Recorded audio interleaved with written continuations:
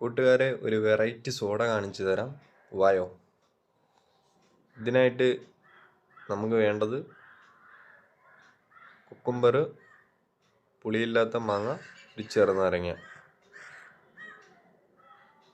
ഇവിടെ പിന്നെ സോഡയും. ഇനി ഇതൊന്ന് കഴുകി വൃത്തിയാക്കി എടുക്കാം. മാങ്ങയും കുക്കുംബറും ചെറുനാരങ്ങയും ഒന്ന് ക്ലീൻ ചെയ്തെടുക്കാം.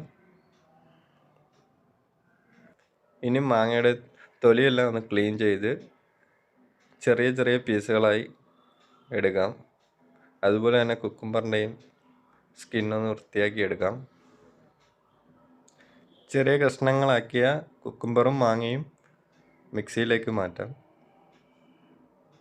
ഇതിലേക്ക് കുറച്ച് ചെറുനാരങ്ങ കൂടി പിരിഞ്ഞു കൊടുക്കാം.